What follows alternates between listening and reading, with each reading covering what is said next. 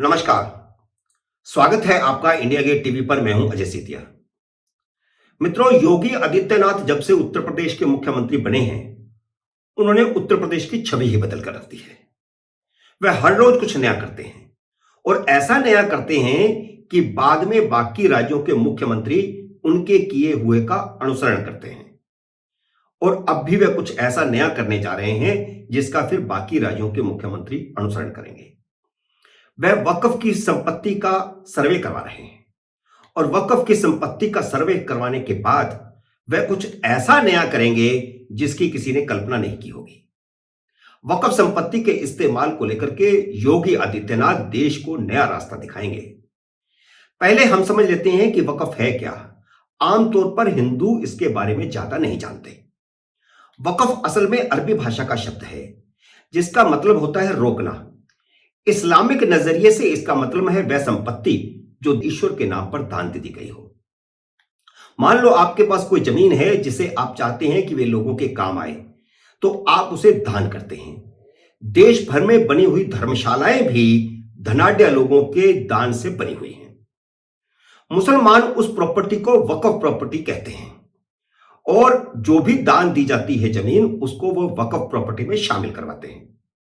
इस जमीन पर हॉस्पिटल, स्कूल, कॉलेज, कब्रिस्तान और मुसाफिरों के लिए आश्रम बनाए जा सकते हैं, जिसे आप धर्मशाला कहते हैं, जो लोगों के काम आते हैं। इस्लामिक हिस्ट्री के मुताबिक हजरत उमर को खैबर की लड़ाई में एक जमीन का टुकड़ा दान में मिला था, जिसके बारे में उन्होंने पैगंबर मोहम्मद से पूछा कि इसका क्या किया जाना चाहिए।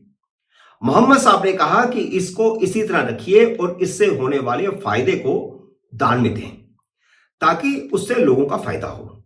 इसके लिए उन्होंने कुछ शर्तें भी रखी, जैसे उस प्रॉपर्टी को एक बार दान देकर के वापस नहीं लिया जा सकता, किसी को विरासत में नहीं दिया जा सकता, इसे बेचा नहीं जा सकता, यानी वक्फ इसे बेच नहीं सकता, लेकिन उसे किराए पर या लीज पर दिया जा सकता है। यह जो देश में गलतफहमी है ना कि वक्फ की संपत्ति का सिर्फ मुसलमानों के हित में इस्तेमाल किया जा सकता है, यह गलतफहमी योगी आदित्यनाथ दूर कर देंगे। इसीलिए मैंने कहा कि योगी आदित्यनाथ कुछ ऐसा करने जा रहे हैं जो देश के लिए नजीर बनेगा। हो सकता है कि जैसे असदुद्दीन अवैसी ने उत्तर प्रदेश की वक्फ संपत्ति के सर्वे को लेकर के मुखालफत की है, वैसे ही योगी के अगले कदम पर भी देश भर में बवाल खड़ा हो, क्योंकि सिर्फ कट्टरपंथी मुसलमान ही नहीं, सेकुलरिज्म के दावेदार, हिंदुत्व का विरोध करने वाले लेफ्ट लिबरल भी विरोध करेंगे। लेकिन योगी आदित्यनाथ कानून और संविधान के दायरे में रहकर ही कुछ ऐसा करेंगे कि जिससे मुसलमानों का एक बड़ा वर्ग भी उनके साथ खड़ा हो जाएगा, क्योंकि वह कुछ ऐसा करने जा रहे हैं जो इस्लामिक परंपराओं के भी अनुसार होगा।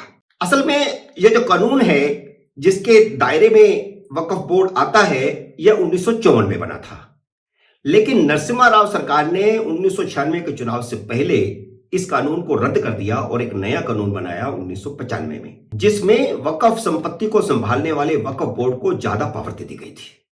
इसी पावर के बेजा इस्तेमाल पर अब देश भर में बवाल मचा हुआ है और सुप्रीम कोर्ट में इस कानून को रद्द करने की याचिकाएं दर्ज हैं।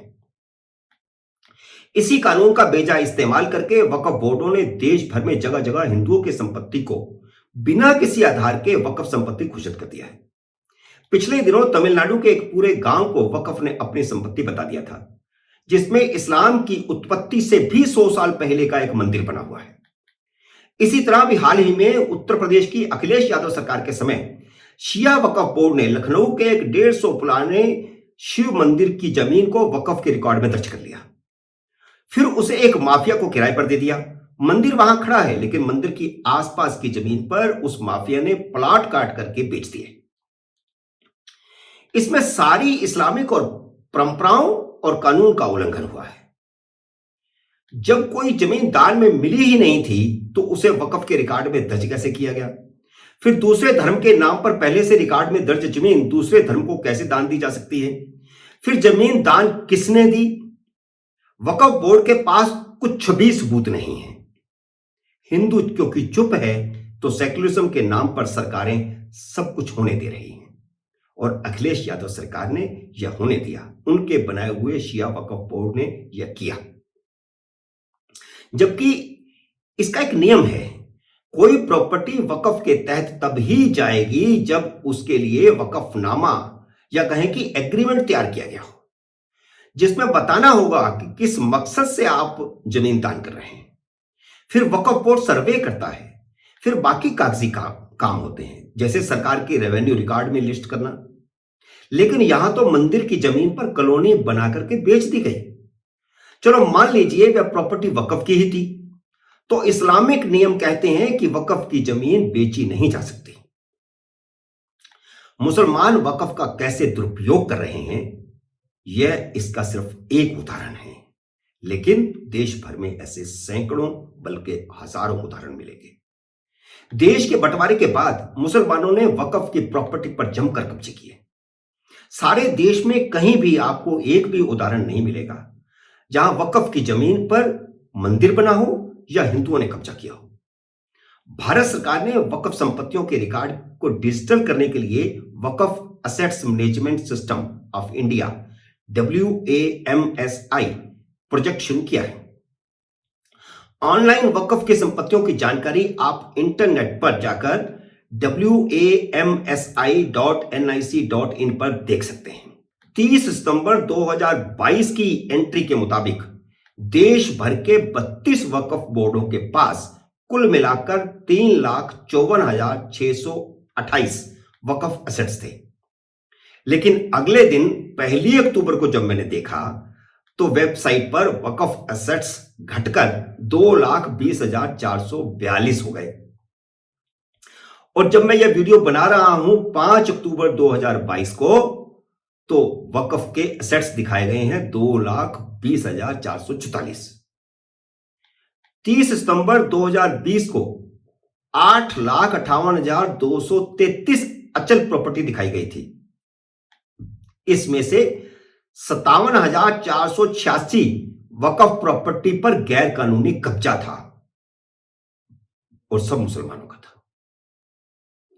और करीब 4,35,417 वक्फ प्रॉपर्टी की कोई जानकारी नहीं है कि वे कहां है, किसकी है, किसके कब्जे में है, किसके पास है।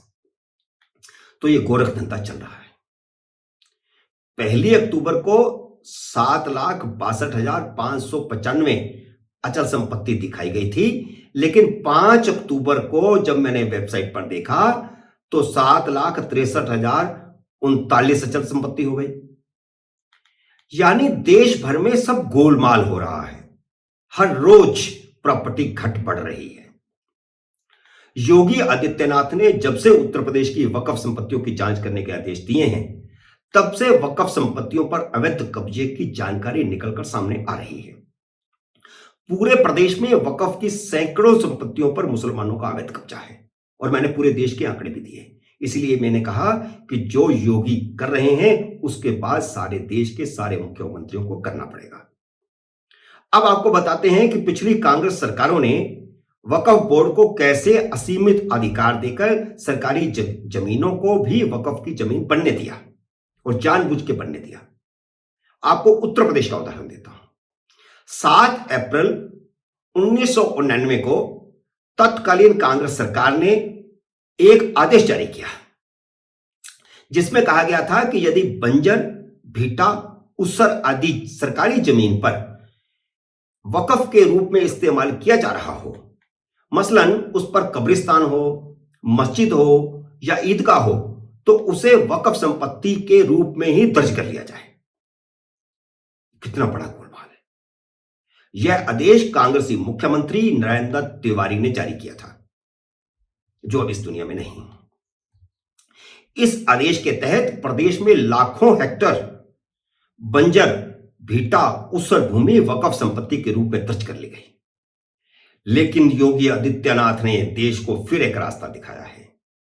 उन्होंने 33 साल पहले पुराने इस आदेश को रद्द कर दिया है और वक्फ संपत्तियों का सर्वे करवाने का आदेश दिया है, ताकि दूध का दूध और पानी का पानी हो जाए। ऐसी भी अनेक शिकायतें आई थी कि सार्वजनिक उपयोग की भूमि को भी 33 साल पुराने आदेश का फायदा उठाकर पहले वक्फ में दर्ज कराया गया और फिर बेच दिया गया, जिसका एक उदाहरण मैंने दिया ही है लखनऊ का। आवासीय कॉलोनियां तक डेवलप की गई और व्यवसायिक गतिविधियां संचालित हो रही हैं। सर्वे के बाद योगी सरकार इन पर कार्रवाई करेगी।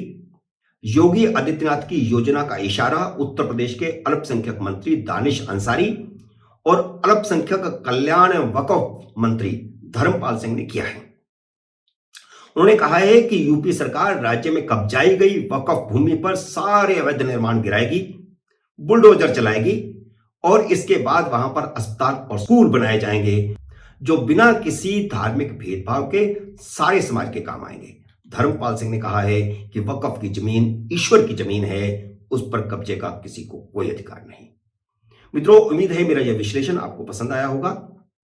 इसे लाइक करिए, शेयर कीजिए ताकि जन जागृति बढ़े।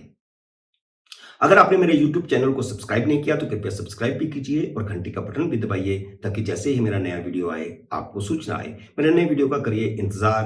तब तक नमस्कार।